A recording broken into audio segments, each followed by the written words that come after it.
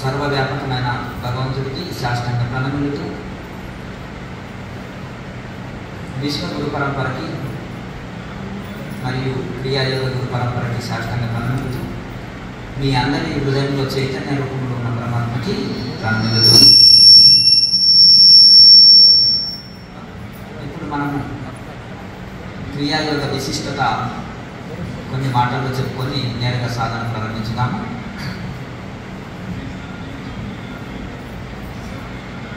మనము కాశీ యాత్ర వెళ్ళాలంటే అనేక మార్గాలు ఉన్నాయి, అనేకమైన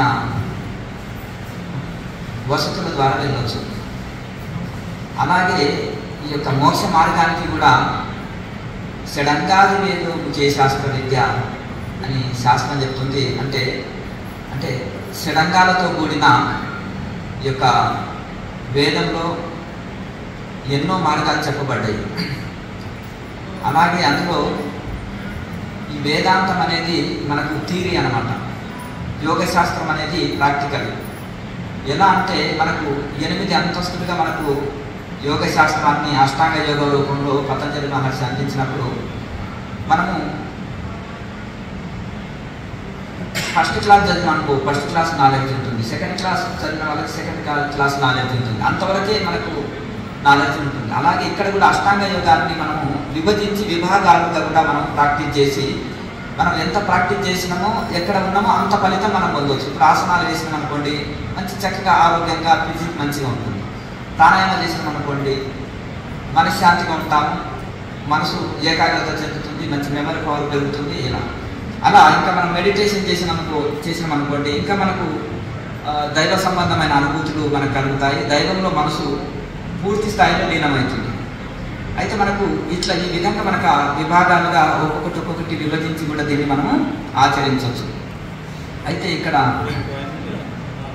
కడివెడు పెరుగులోకి వెళ్ళి పిడికడ వెన్న తీసినట్టుగా ఉపనిషత్తు సారమంతా తీసి కృష్ణ పరమాత్మ మనకు భగవద్గీతను అందించారు.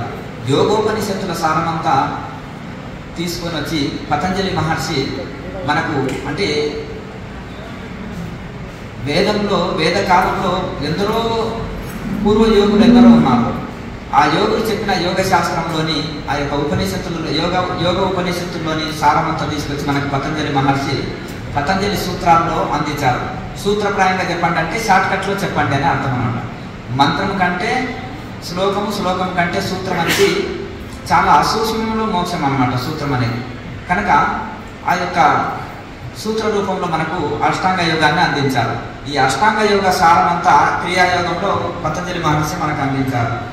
ఎలా అంటే ఈ విధంగా మనకు 4 భాగాలుగా పతంజలి సూత్రాలని చెప్పి మనకు సమాధి పాదము, సాధన పాదము, విభూతి పాదము, కైవల్య పాదము 4 పాదాలను అందించి ఆ కైవల్య స్థితి మోక్ష స్థితిని అందుకోవాలంటే సమాధి స్థితిని అందుకోవాలంటే ఈ క్రియాయోగంని ఆచరించాలని తపస్వాధ్యాయ ఈశ్వర ప్రణిధానాన్ని క్రియాయోగ అని చెప్పారు. అంటే సమాధి గురించి గొప్పగా వర్ణించి సమాధి పాదంలో, రెండవది సాధన పాదంలో మొదటి సూత్రంలోనే మనకు తపస్వాధ్యాయ ఈశ్వర ప్రణిధానాన్ని క్రియాయోగ అని పతంజలి మహర్షి మనకు అందించారు. తపస్సు, స్వాధ్యాయం, ఈశ్వర ప్రణిధానం ఈ 3 కలిపితే క్రియాయోగము అని చెప్పారు.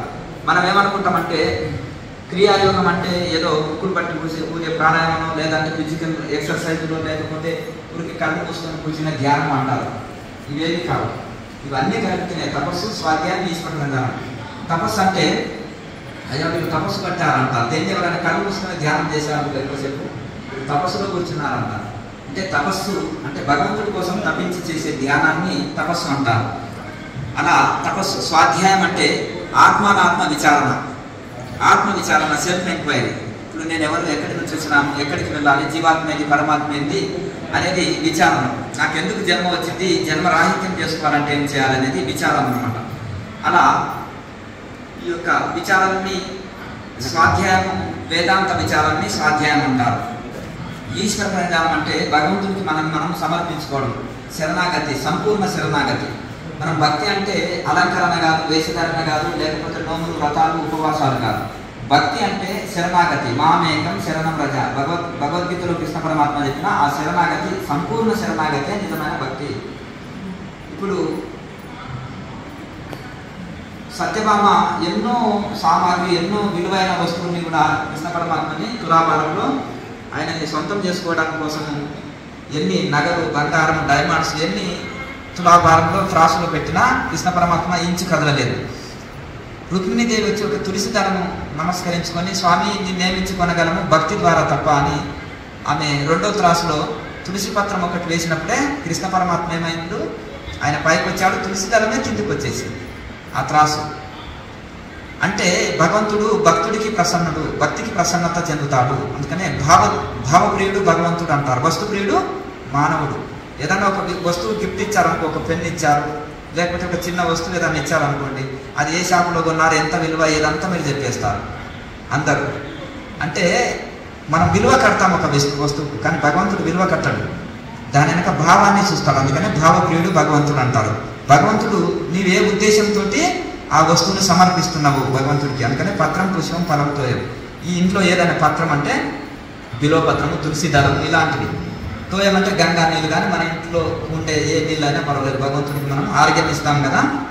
అలా పత్రము, పుష్పము, పుష్పం అంటే మన దగ్గర ఉండే పువ్వు ఏదైనా పర్వాలేదు, ఫలం అంటే మన చెట్టు కాసిన ఏదైనా ఫలమైనా పర్వాలేదు, పండు, దేనికైనా ప్రసన్నుడు అవుతాడు, వస్తువు కాదు. ఇప్పుడు మనం డైమండ్ కిరీటం పెట్టినాం భగవంతుడికి అనేది దాని విలువ చూడడు. ఆయన దృష్టిలో ఒక రాయి.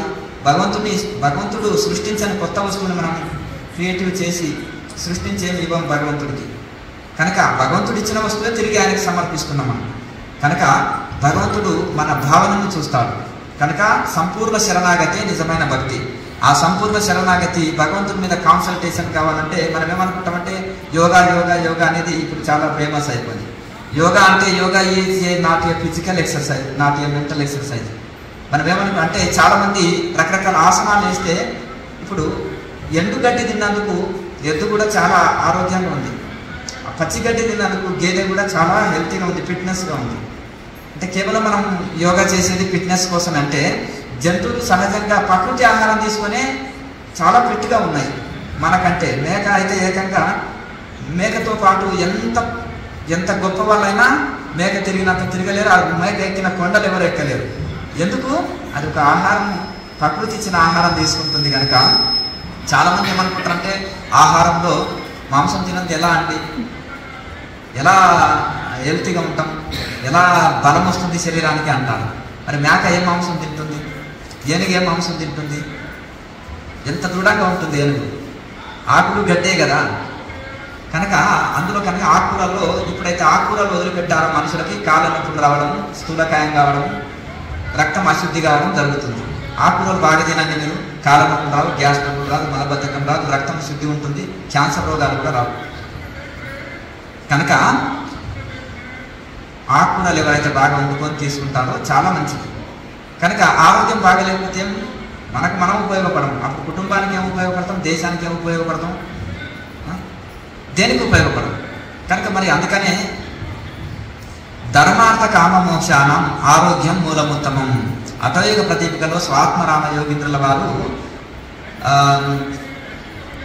అటయోగ ప్రదీపిక రాసినప్పుడు అందులో ఆయన చెప్పారు, ధర్మార్థ కామ మోక్షాలు పొందాలంటే ఏం కావాలి, మనిషికి ఆరోగ్యం బాగుండాలి. ఉంటే ఇప్పుడు వ్యాపారం చేయాలి, చక్కగా 8 గంటలు కదలకుండా కూర్చొని వ్యాపారం చేయాలంటే ఆరోగ్యం సహకరించాలి. ఉద్యోగం చేయాలి, చక్కగా కూర్చొని 8 గంటలు 9 గంటలు ఆడ డ్యూటీ చక్కగా చేస్తేనే మనము చేయగలుగుతాం. ఆరోగ్యం చక్కగా ఉంటేనే చేయగలుగుతాం మన డ్యూటీ మనం. అలాగే మనం ధ్యానం చేయాలి, 2 నిమిషాలకే కాళ్ళ నొప్పి వచ్చింది, సరే జప సాధన చేస్తున్నాడు, దానికైనా ఆసన సిద్ధి కావాలి కదా. ధ్యానం చేయాలన్నా ఆసన సిద్ధి కావాలి, దేనికైనా. కనుక మనం మోక్షం పొందాలంటే కూడా శరీరం సహకరిస్తేనే ధ్యానం చేయొచ్చు, జపం చేయొచ్చు, ఏది చేయాలన్నా మనము ఆరోగ్యం సహకరించాలి. కనుక మనకు అలాగే డబ్బు సంపాదించాలంటే ఇప్పుడు మనం ధర్మంగా ఉంటూ అర్థాన్ని డబ్బు సంపాదించాలంటే ఆరోగ్యం ఉండాలి. సరే మనము నచ్చిన భోజనం తినాలి, 1 కేజీ తిని జీర్ణించుకునే జీర్ణశక్తి మీలో ఉందా?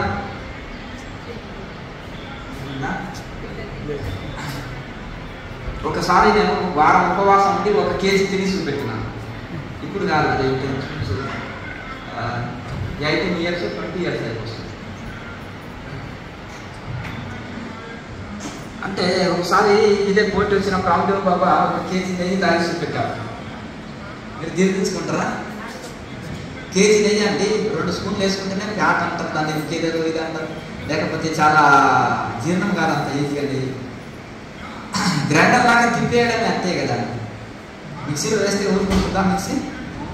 2000 వాటేజ్ మిక్సీ ఉంది అనుకోండి, పెద్ద మిక్సీ, ఏది వేసినా వెంటనే ఇది చేసేస్తుంది. మన గ్రైండర్ లాగా పనిచేయాలి మన జీర్ణశక్తి.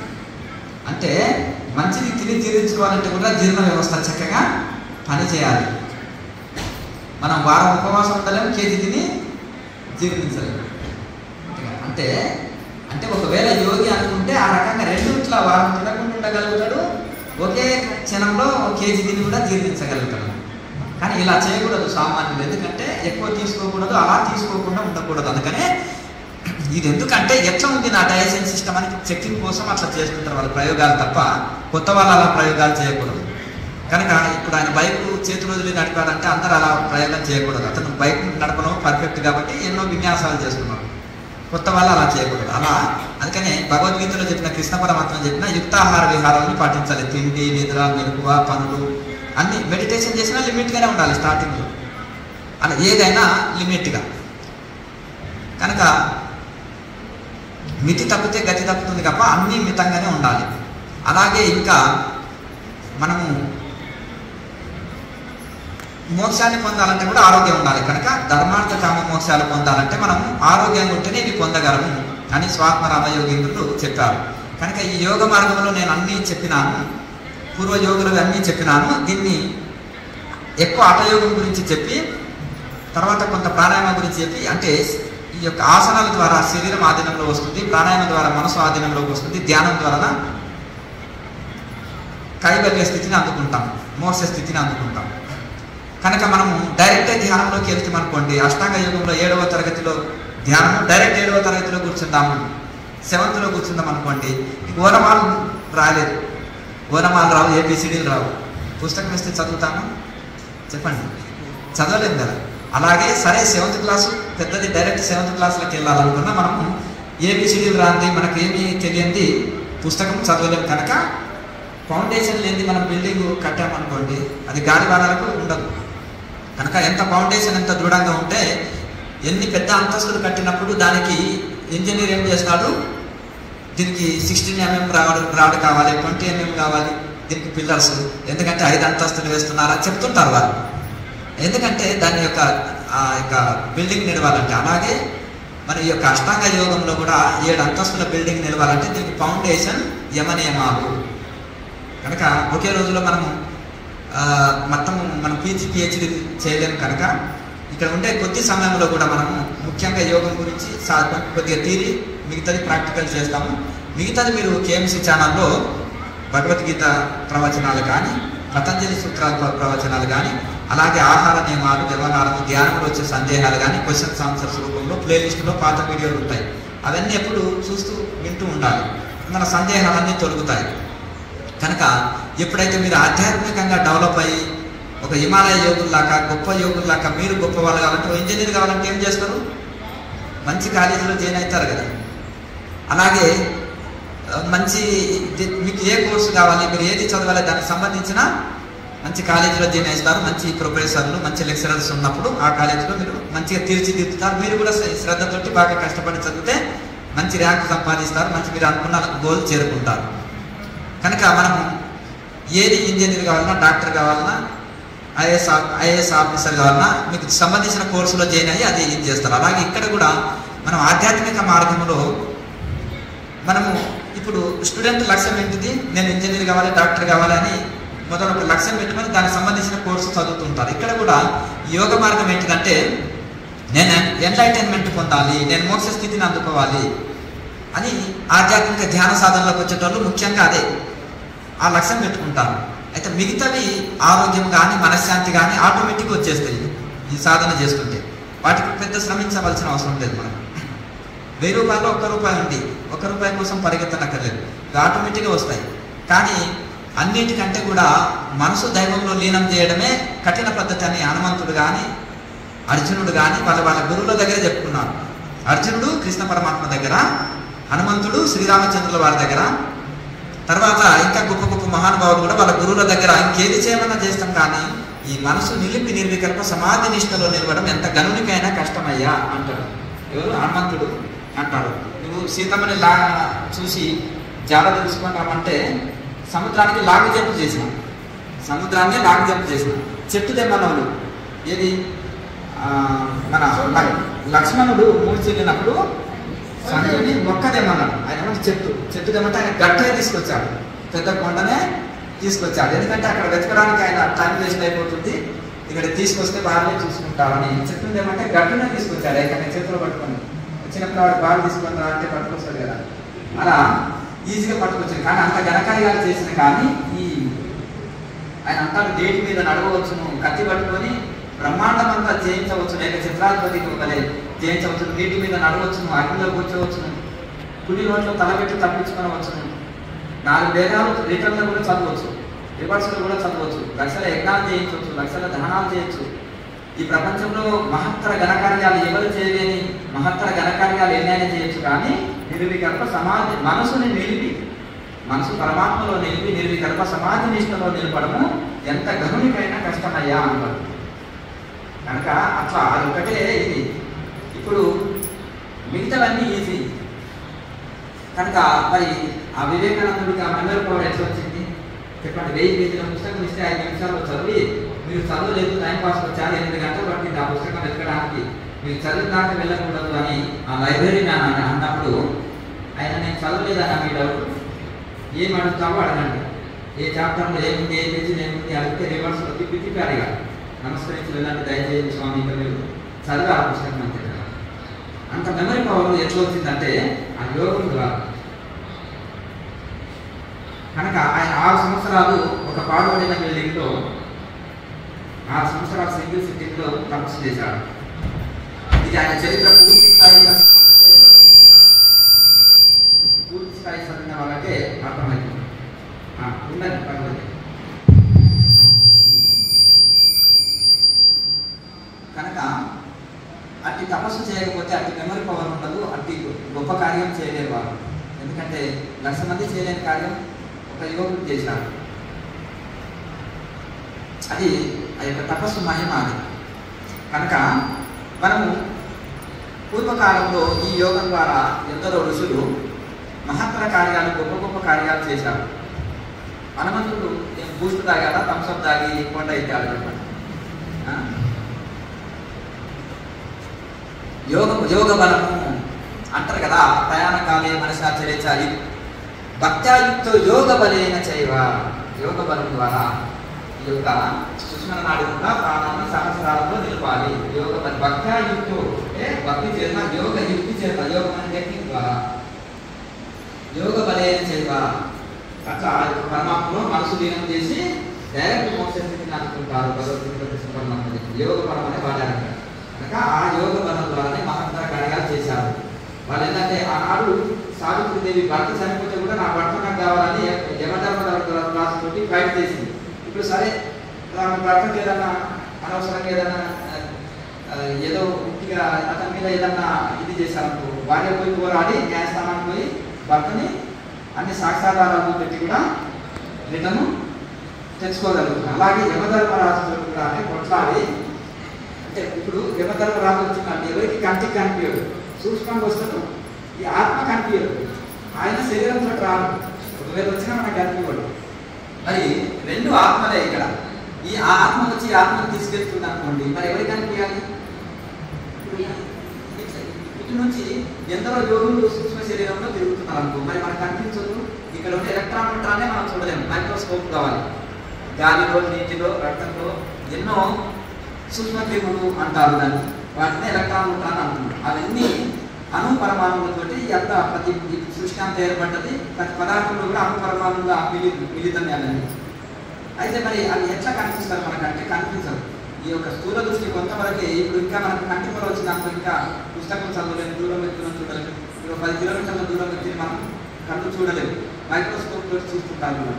వాళ్ళు కొండలు ఎక్కి పెద్ద అది ఎక్కడన్నా సైన్యం ఎవరు వస్తుందా, శత్రువుని గమనిస్తుంటారు, మైక్రోస్కోప్ తోటి కొంతవరకు చూడలేదు. కానీ మంచిగా అవగాహన 20 కిలోమీటర్ల దూరంలో చూడలేము కదా. అంటే మన దృష్టికి లిమిట్ ఉంది, మన వినికిడికి వినడానికి లిమిట్ ఉంది. ప్రతి దానికి కూడా జ్వరం వచ్చినప్పుడు మన నాలుగు టేస్ట్ తెలియదు. అంటే ప్రతి దానికి ఒక లిమిట్ ఉంది.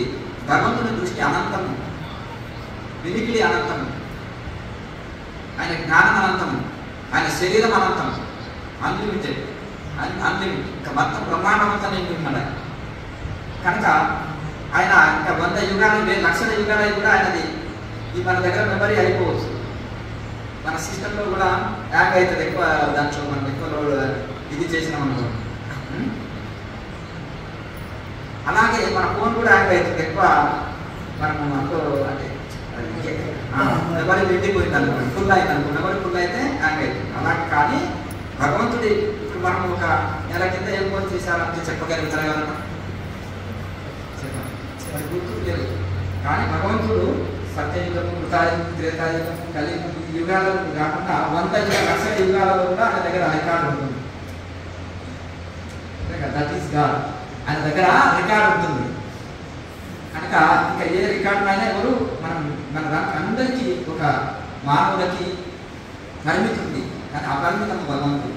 కనుక మరి ఆ భగవంతుడి మనం అనుభూతి చెందాలంటే మనము అంత సూక్ష్మంగా మన మనసు వెళ్ళాలి. భగవంతుడు సూక్ష్మం, కంటికి కనిపించినంత సూక్ష్మం, ఎలక్ట్రాన్ న్యూట్రాన్ కంటే కోటి రేట్లు సూక్ష్మం. మరి ఇంకా మనకి సూక్ష్మ దృష్టి కావాలి, మనకు ఆ సూక్ష్మ దృష్టి యోగం అందిస్తుంది.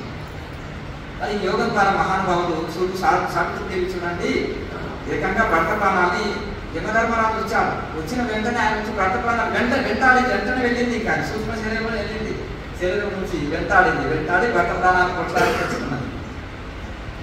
ఏకంగా సతీ లీలావతి ఏకంగా సూర్యోదయానికి నీ భర్త చనిపోతాడని ఒక కోపిష్టి చూసి శాపం ఇస్తే అసలు సూర్యుడే ఉదయించుదాకా అని అంటే చీకటే మారిపోయింది. ఎంత ఆమె వాక్కులు అంత పవర్ ఎంతో చేసింది తపస్సు. ఆమె ఎవరి శిశురాలు? అనసూయాదేవి శిశురాలు. అనసూయాదేవి ఎవరు? దత్తాత్రేయుల వారి తల్లి.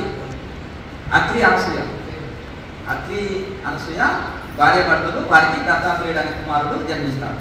అయితే ఈ యొక్క సతీ లీలావతి ఎవరి శిశురాలు? అనసూయాదేవి శిశురాలు. కనుక ఇప్పుడు ఆనాడు ఏకంగా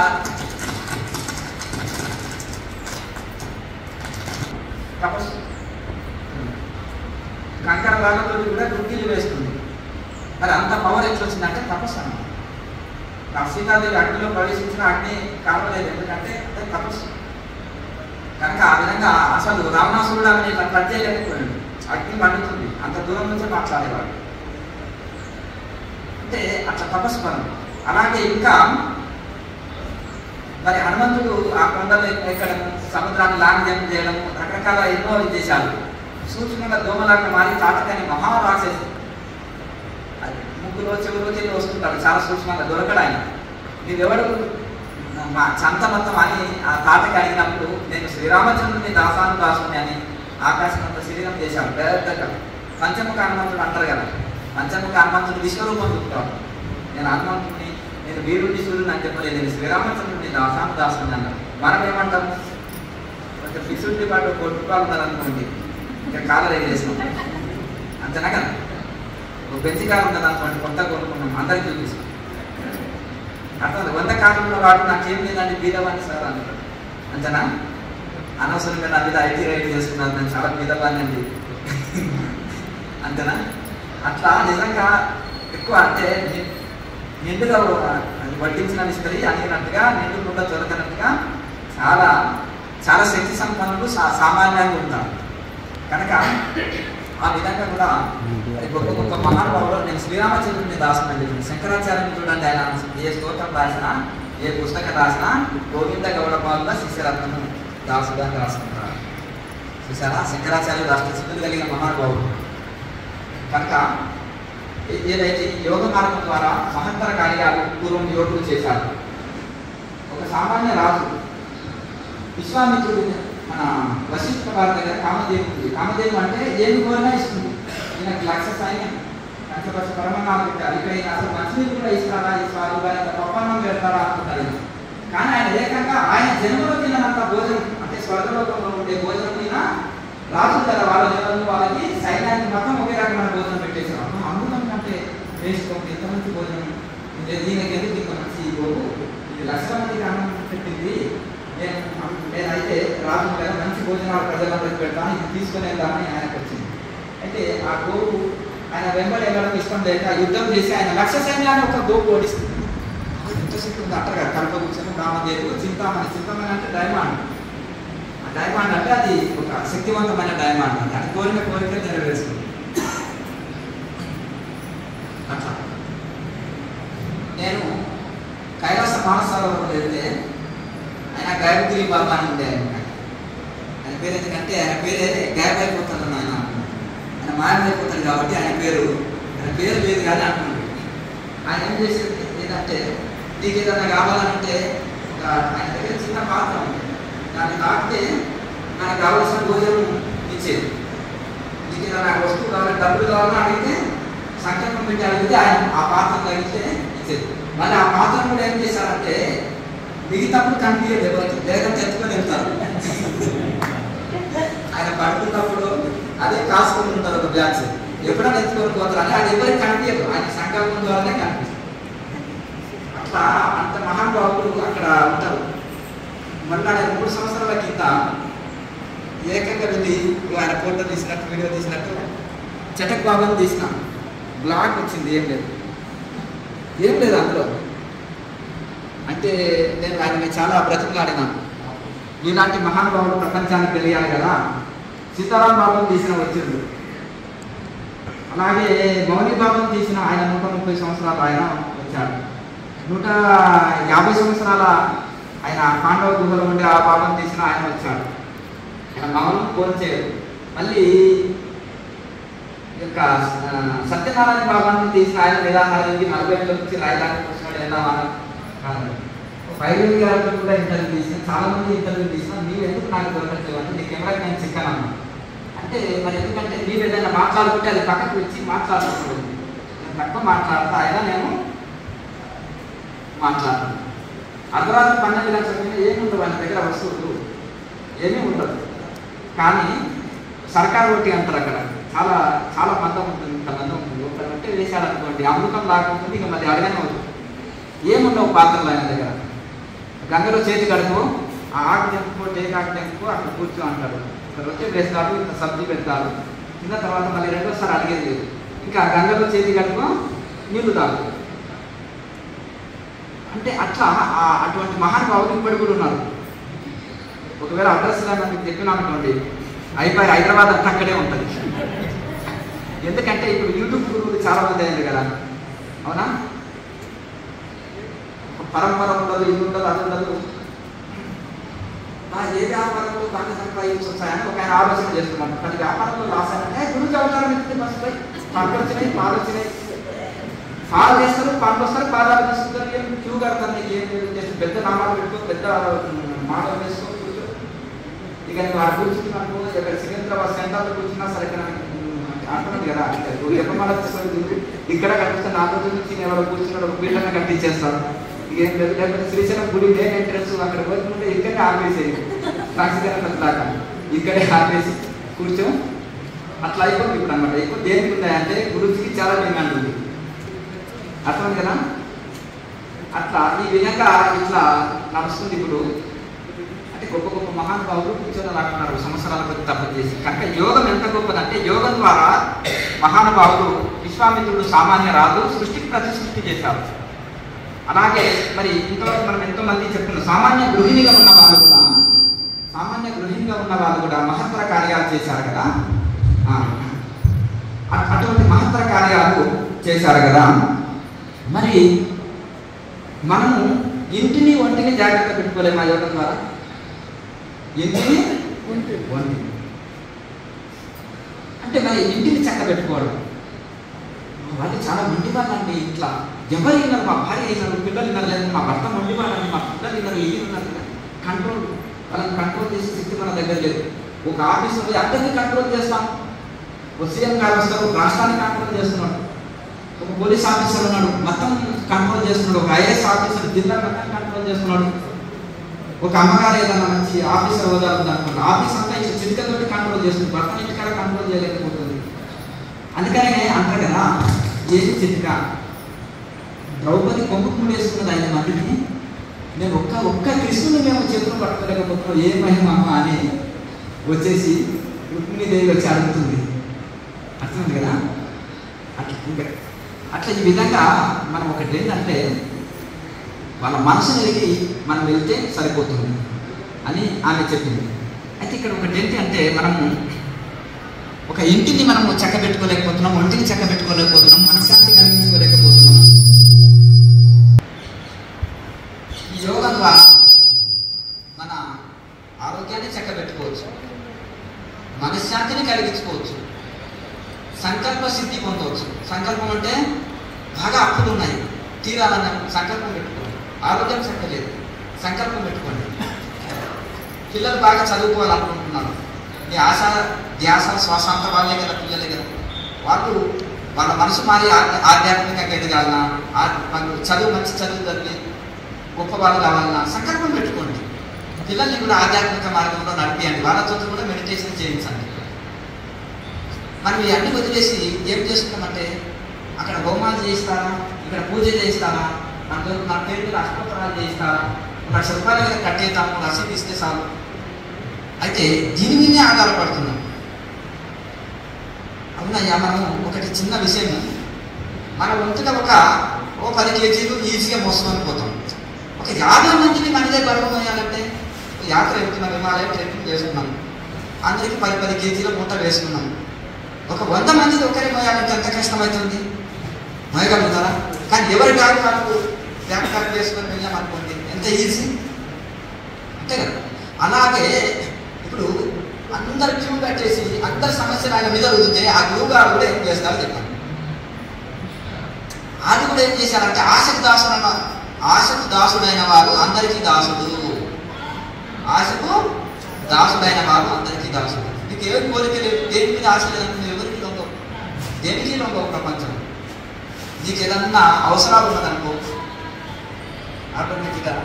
అట్లనే అహంకారం కూడదు మనిషికి, అందరినీ మంచిగా గౌరవ మర్యాదలతో ఉండాలి. కానీ ఎప్పుడైతే ఆశకు దాసుడమైనవో అందరికీ దాసుడు అవుతారు. ఎవరైతే ఆశకు దాసుడు కారో అతనికి అందరూ దాసుడు అంటారు, పెద్దలు చెప్తారు. అందరూ దాసుడు అంటే కొంతమంది ఏ ఆశ లేని కౌపిన కట్టుకుని చెట్టుకి తప్ప చేసే రుచికి ఏ ఆశ లేదు, కానీ ప్రపంచం అంతా పూలమాలలు వేసుకుని లైన్ పెడతారు. ఎందుకు?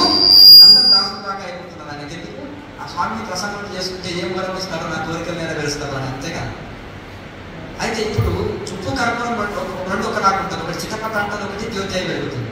మనం ఏమనుకుంటున్నామంటే ఇప్పుడు వారు ఏ పరంపరలో ఉన్నారు, ఎంత తపస్సు చేశారు, ఏం చెప్తున్నారు అనేది అదేం లేదు. 2 ఉపన్యాసాలు బాగా చెప్పారా ఇక్కడ అక్కడ విని అది ఒకటే చూస్తున్నాం తప్ప ప్రాక్టికల్ ఎంత ఉంది అది చూస్తలేము. అందుకనే మనం ఎంత PhD చదివి ఎంత తెలివి మేధస్సులు ఉన్నా అక్కడ బోధపడుతున్నాం ఆధ్యాత్మికం దగ్గర, అవునా కాదు? కనుక ఇక్కడ మనం ఎంచుకునేది ఏంటంటే చాలామంది అందరం సాధునామ దర్శనం, కొన్ని స్పర్శనం పాపనాశనం, సంభాషణ కోటి తీర్థమనం, వందనం మోక్షదాయకం అని చదువుతున్నారు. ఎవరు? అది ఋషులకు వర్తిస్తుంది.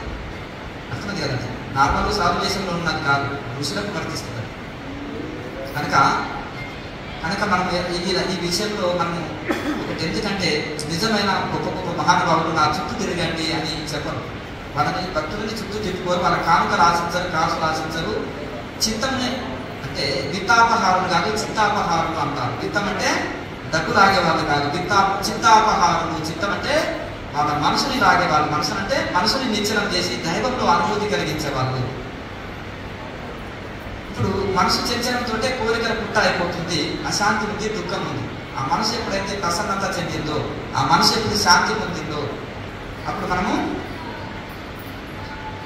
దైవానుభూతి పొందుతాము. అప్పుడు మన కోరికలన్నీ నశిస్తాయి. అప్పుడు మనకు ఇంకా ఏ కోరిక లేని వాడు కోటీశ్వరుడు, ఇంకా హాయిగా ఉంటాం. ఎక్కడున్నా కోరికలతో ఎక్కువ అంటే కోరికలు ఉండొద్దు అంటలేము. సహజంగా మనకు కావాల్సినవి భగవంతుడు నెరవేరుస్తాడు. మనం మంచి ధ్యానం చేసుకుంటూ మంచి సంకల్పం పెట్టుకుంటూ మనకు కావాల్సినవి ఉండడానికి, కట్టడానికి, తినడానికి ఏ లోటు ఉండదు ఆధ్యాత్మికమైన వ్యక్తులకి. ఇక కష్టాలు సుఖాలు ఎవరు తప్పించుకోలేము, అతీతులు కాదు. యోగిని వదలవు, భోగిని వదలవు, రోగిని వదలవు. అట్లనే దేవతల్నే రాముడు కృష్ణుడు మానవ జన్మ తీసుకుంటే వాళ్ళు లేవా కష్టాలు? చెప్పండి. ఇక నా మాట ఎవరు ఇంటలేదు అని ఎందుకు దుఃఖిస్తావు? స్వయంగా రాముడు వచ్చి చెప్పినా, కృష్ణుడు చెప్పినా అందరు వినలేదు. అతను ఉంటే లోకం బాగుపడుతుంది. వీరబ్రహ్మేంద్ర స్వామి రాని, శంకరాచార్యులు రాని, గొప్ప గొప్ప మహానుభావులు ఎందరో యోగులు వచ్చి చెప్పినా అందరూ వినరు, అందరు రారు. ఇప్పుడు మీ ఇంట్లోనే మీ కుటుంబంలో అందరినీ ధ్యానానికి రావడానికి వస్తారా చెప్పండి. నీకు పిచ్చి పట్టింది, మమ్మల్ని కూడా పిచ్చోళ్ళని చేస్తారా అంటారు. కనుక అట్లా ఎవరి లోకం వాళ్ళది.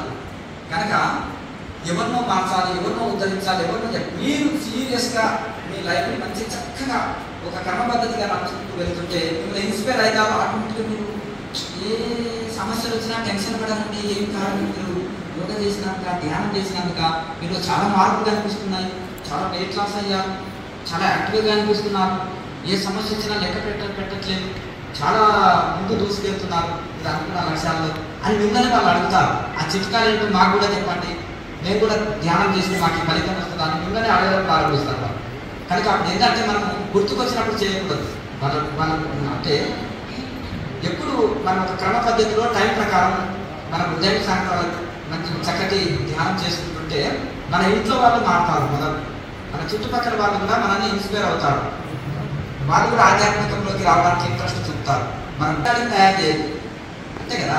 ఇక్కడ ప్రతి ఒక్కరిని ఒక ఋషిని తయారు చేయాలి, అంతేకాని అక్కడికి వెళ్ళి చేతులు కట్టుకొని స్వామి గారు మాకేదన్నా ఇది చేయండి కోరికలతోటి 45 వారాలన్నీ తిరుగుతున్నాము, తిరుగుతున్నాము, ఇంటి చుట్టూ తిరుగుతున్నాము అంతేనా కదా. మీరు ఎక్కడెక్కడ తిరుగుతుంటే మీ చుట్టే తిరుగుతున్నాము. అట్లా సూర్యుడి చుట్టూ భూమి తిరుగుతున్నామండి అంటే తిరిగి కాళ్ళు అడగడమే తప్ప, అంతేనా చెప్పులు అడగడమే తప్ప ఇంకేమీ ఇది ఉండదు.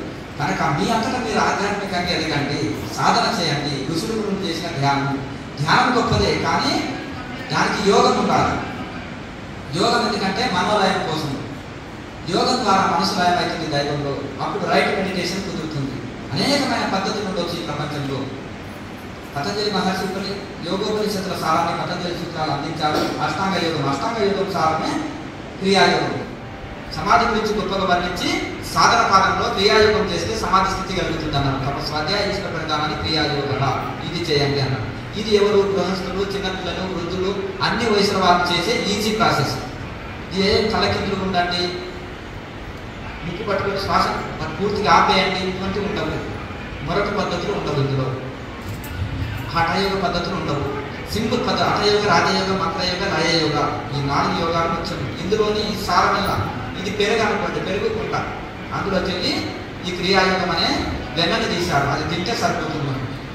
కనుక అందరూ ఆచరించదగిన ఈజీ సింపుల్ పద్ధతి, చాలా గొప్ప పద్ధతి, సింపుల్ అండ్ గ్రేట్ అన్న. అయితే ఇప్పుడు మనకు ఎందుకంటే సైంటిఫిక్గా ఇది శాస్త్రీయమైన పద్ధతి, ఇలా ఎటువంటిది అపాయం లేని మార్గం. కనుక మనం ఈ మార్గంలో మనం డైరెక్ట్ ఫ్లైట్ ఎక్కినాం అనుకోండి, ఇంకా కాశీ విశ్వనాథుని గంటలో దర్శనం చేసుకుంటాం. ఇది ఫ్లైట్ వే, విహంగ మార్గం అంటారు సంస్కృతంలో. దీన్ని ఆకాశంలో ఎగిరిపోయే మార్గం. ఇక అలాగే ఇది మనకు అనేక మార్గాలు ఇంకా అక్కడ లేదు. కనుక మోక్ష సాధనలో అనేకమైన మార్గాలు ఉన్నప్పటికీ కూడా ఈ యోగ మార్గం ఉన్నది. భక్తి చాలా గొప్పదండి. ఈ యోగా అనేది అంటారు. ఏంటిది అంటే యోగా అంటే యోగ కాదు, ఇది యోగము, భక్తి యోగము, జ్ఞాన యోగము, ధ్యాన యోగం అన్నిటికీ యోగం కలిస్తేనే పరిపూర్ణమవుతుంది. పాలలో మజ్జిగ కలిస్తేనే పెరుగవుతుంది, లేకపోతే కాదు. అలాగే యోగం కలవాలి అన్నిటికీ. మన భక్తికి యోగం కలవాలి, మన జ్ఞానానికి యోగం కలవాలి, మన ధ్యానానికి యోగం కలవాలి. 18 యోగాలు ఇచ్చాడు కృష్ణ పరమాత్మ. 18 అధ్యాయాలు 18 యోగాలు. కర్మయోగము, జ్ఞానయోగము, భక్తి యోగము చెప్పారు కదా ఇట్లా ఈ విధంగా. కనుక ఈ విధంగా మనకు యోగం అంటే జీవాత్మని పరమాత్మలో కలపడమే యోగము. ఎక్సర్సైజులు కాదు, ఆసనాలు కాదు. కనుక ఇవి ప్రారంభిక స్థితిలో శరీరం కంట్రోల్ చేయడానికి ఒక చిన్న పద్ధతి, అంతేకాని ఇది కాదు. అలాగే ఇప్పుడు ఒక పిహెచ్డీ చేయాలనుకున్నావు, ఏబిసిడీలు కాదు, అవి బిగినింగ్ స్టేజ్లో నువ్వు అక్షరాలు నేర్చుకోవడం, ఇంకా పై చదువులు చదవాలి. అలా అందుకనే ఇప్పుడు ఈ మార్గం పద్ధతిలో మనము అమృతం ఎంత కావాలి, అమృతం మీరు ఎన్ని లీటర్లు తాగాలండి అంటారు కదా, చెప్పండి. ఒక డాట్, చిన్న చుక్క, నీటి బొట్టు లాంటి ఒక డాట్ చాలా అమృతం. అమరులు అయిపోవడానికి ఒక డాట్ చాలా అమృతం. అలాగే యోగం కూడా అంతే. సంవత్సరాలు నిర్మిస్తారండి, ఎన్ని 1000 ఆసనాలు నేర్చుకోవాలండి అంటే 1000 ఆసనాలు వేసి ప్రాణాయామం చేయకపోతే లాభం లేదు, ప్రాణాయామం చేసి కూడా మెడిటేషన్ చేయకపోతే లాభం లేదు. సరే ప్రాణాయామం చేసుకున్న మనశ్శాంతి ఉంది, కానీ దైవంలో ఇంకా లీనం కావాలి కదా, మెడిటేషన్ అవసరం. అలాగే యోగా చేసిన ఆరోగ్యం ఉంది. ఆ యోగా చేయకుండా కూడా జంతువులు ఆరోగ్యం ఉన్నాయి, ఎందుకంటే గడ్డి ఆరోగ్యం గడ్డి ప్రకృతి భోజనం కనుక ఇవన్నీ ఒక సీరియల్ పద్ధతి. కనుక ఈ యొక్క యోగం యొక్క సారమే పతంజలి సూత్రాల్లో చెప్పిన ఈ క్రియాయోగం. ఉపనిషత్తు ఋషులు ముఖ్యం.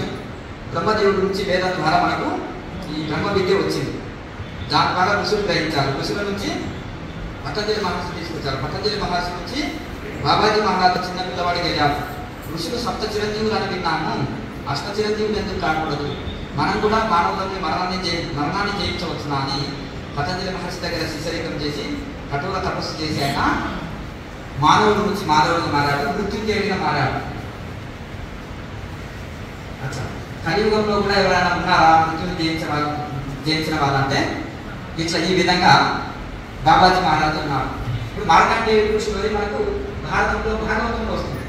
ఈ యొక్క కలియుగంలో మన అంటే ఈ సృష్టి ఫలాన్ని జరిగిన తర్వాత ఫలాన్ని ఎలా ఉంటుంది అనేది వచ్చిన క్వశ్చన్లో ఆయన దానికి ఆన్సర్ చెప్పాడు. మట్టి నీటిమయం ఉంటుంది, చీకటిమయం ఉంటుంది, చూద్దామని ఒకరు మాట్లాడదు, ఎందుకు ఈ చిరంజీవిగా ఉండి ఎవరు కనిపించింది అని నాకు అనిపించింది.